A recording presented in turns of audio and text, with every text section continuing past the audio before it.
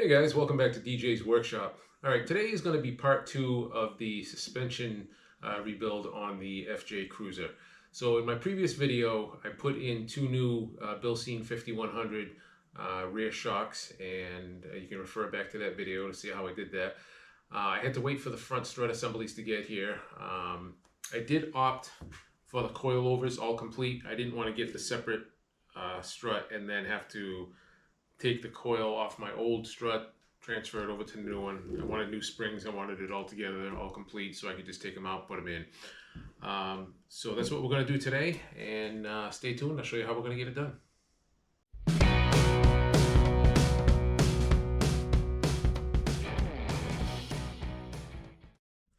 Okay, so the first thing we're going to do is we're going to get this belly pan off from underneath here.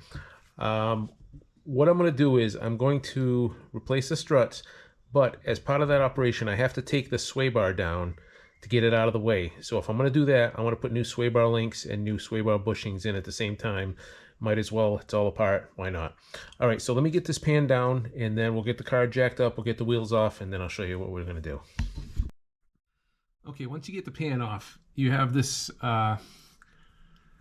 cross member on the frame.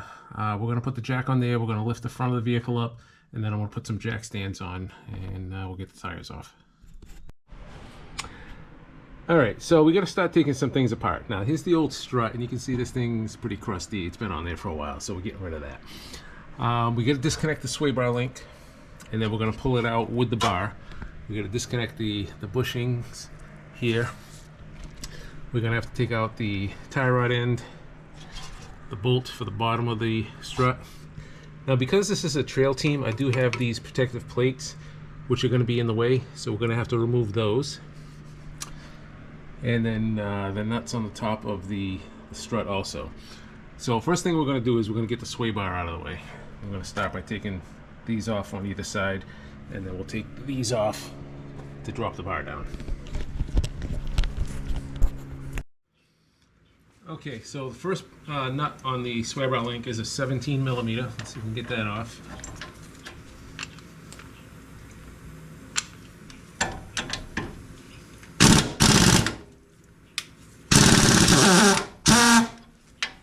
Okay, so that's going to want to spin, so we're going to have to put some vice grips on this side to hold it.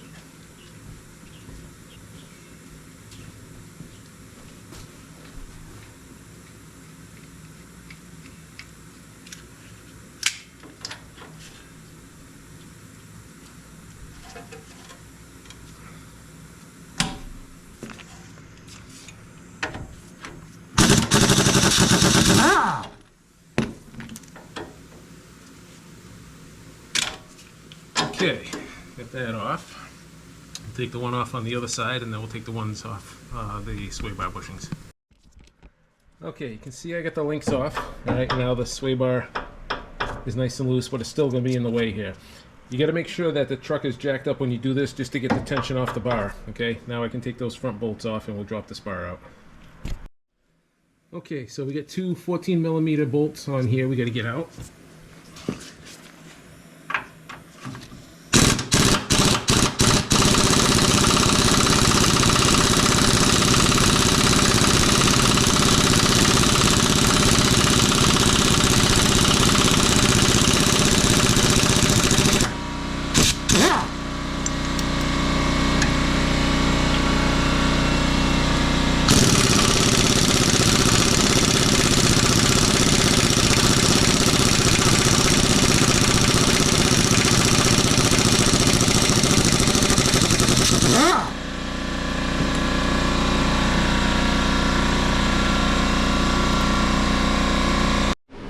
Okay, so at this point I have this bottom skid plate off.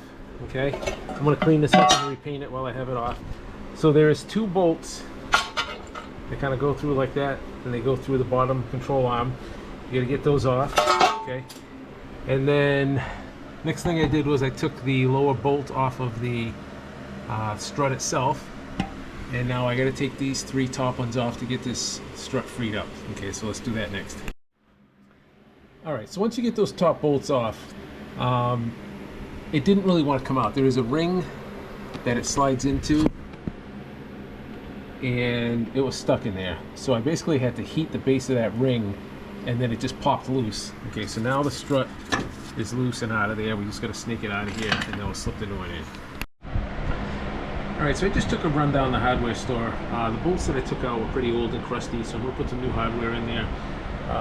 When I take things apart, I like to clean them up, put some new hardware, get everything looking good again. We got the old sway bar link out, so we're gonna put the new ones in there. I did spray up in here a little bit just to kind of clean things up, scrape off some of the loose rust. So we're going to get this this new strut installed back in there, get it bolted up, and then we'll work on the other side. Alright, so getting this bottom bolt in is definitely going to be easier with two people, because you have to pry down with a pry bar on the control arm like this, okay? And then while somebody's prying down, the other one has to kind of line up the shock with the hole and then slip the bolt through.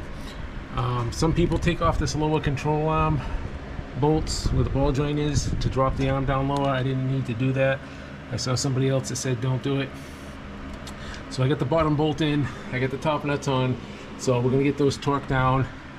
We'll get the tie rod back on, and then I gotta put new sway bar bushings on here also. So let's get these things screwed back in.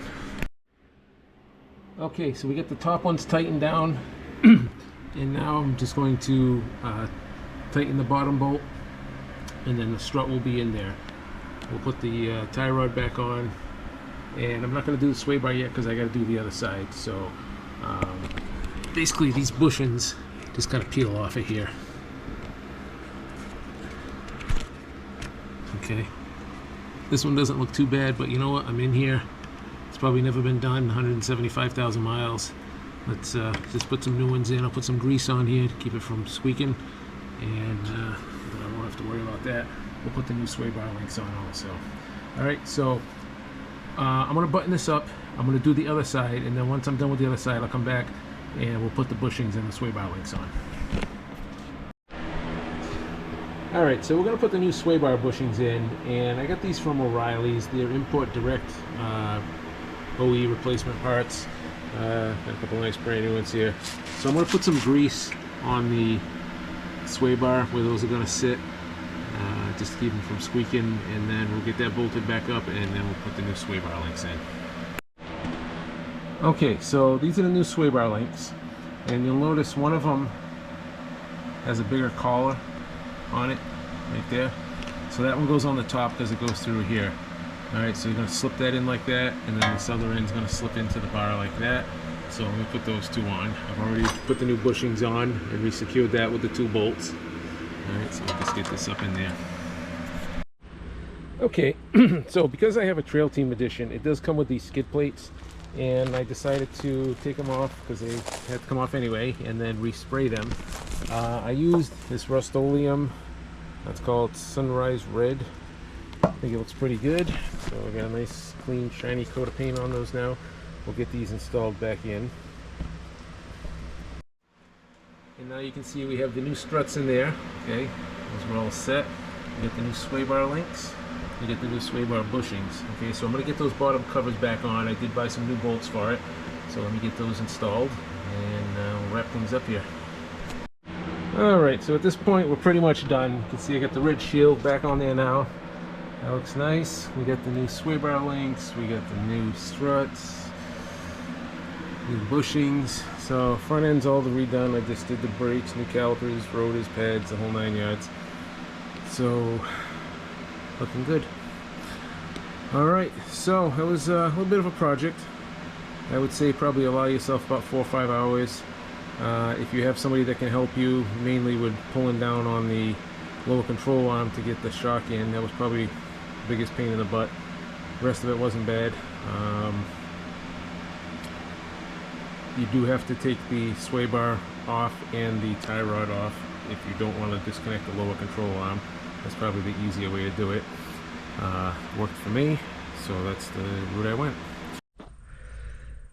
Alright, so here it is after it's all been installed.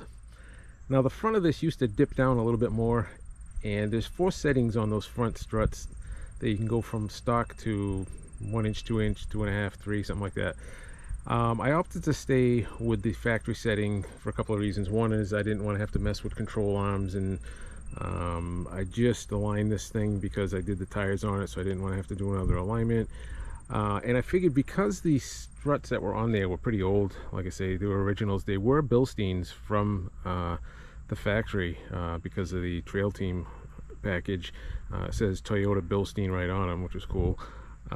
They did have about 175,000 miles on them, so the springs were getting worn, and they weren't leaking. They were still working, but I just wanted to upgrade to some nicer ones. So when I put the new ones in, it looks like it actually did lift it a little bit, probably because the old springs were starting to sag, and it looks like these coils have a couple more coils on them, so I did get a little bit of lift on it, I think, which is actually what I wanted. It actually looks like it's sitting more level now, which is nice. I didn't want to go up high in the front and then have to level the back and all that fun stuff. So that's what I did. I stayed on the stock setting. I got a little bit of lift out of it. Seemed to level it out pretty good. I'm happy with it. All right, guys. That's pretty much it. If the video helped you out, if you're thinking about doing some new Bilsteins or any kind of struts, that's pretty much what's involved in it. I hope it helps. And if you like the video, give a thumbs up, a share, a like, and I'll catch you guys on the next one.